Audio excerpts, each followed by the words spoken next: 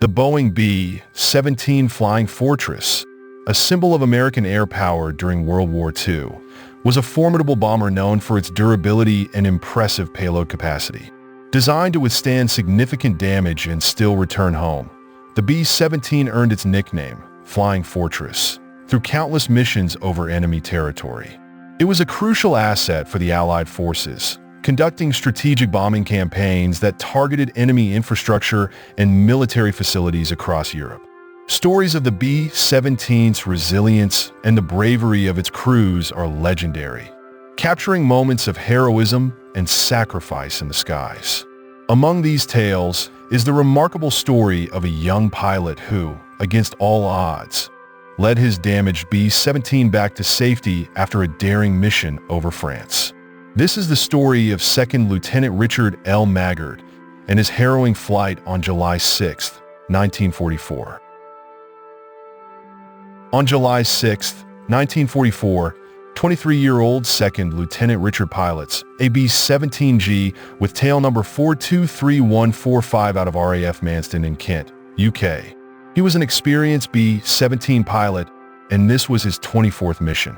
He was to lead the formation of B-17 bombers in their attack against the German V-weapons plant in Oran, France. The Luftwaffe's head-on strikes over Germany often led to disastrous losses for the Allied B-17 aircraft. The B-17's poor armor against frontal strikes was a popular attack strategy. 2nd Lieutenant Richard's B-17, however, had an innovative B-17 equipped with an experimental chin turret with 650 caliber machine guns arranged in a close cluster under pilot control.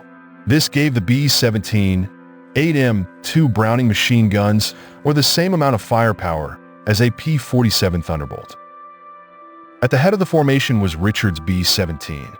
Richard's B-17, carrying 1750 caliber machine guns.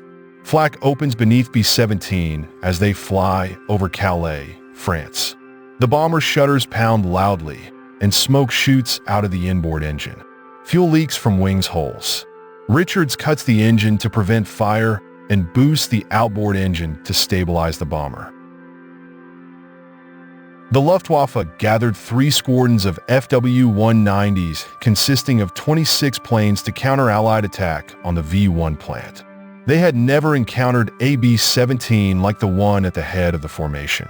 3 FW-190s can be seen arriving from the west side by Richards. He shatters the formation, glaring at them directly.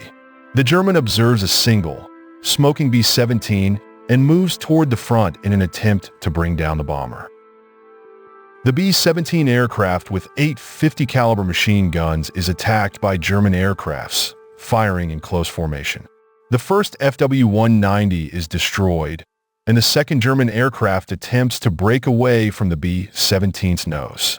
Richard sets the second FW-190 on fire, but the third FW-190 escapes. The flak becomes heavier and hits the B-17 again on the port side wing, this time on the outboard motor.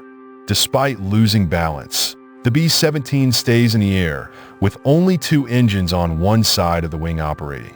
6 FW-190s from a second squadron launch their attack from the north side. 2nd Lieutenant Richard's B-17 is turned to face approaching fighters, but struggles with controls. Further, 6 FW-190s form a close assault formation. The 850 cals tear through the combatants, but the FW-190s tear off the port side stabilizer and landing gear. Richard's B-17 plunges out of the formation and into a spiral. Richard, as an accomplished pilot, takes command of a bomber and cuts all engines before it reaches too high speed. He insists his crew remain on board until he is unable to operate the aircraft, preventing him from being taken prisoner in France.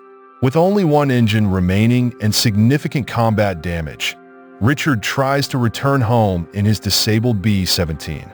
The 9 members of his crew safely return home when he crashes and lands at the same airport where he took off from in Kent, England. Richard, as a World War II veteran, returned to Indiana, USA, where he retired and raised his family. He later returned to active duty to fight in the Korean War, flying F-86 Sabres. He received the Distinguished Flying Cross, Air Medal with Oak Leaf Clusters, and European African Middle Eastern Service Medal. Richard passed away in Indiana on May 22, 2011. The B-17 Flying Fortress proved to be more than just a machine. It was a symbol of resilience and bravery for the crews who flew it.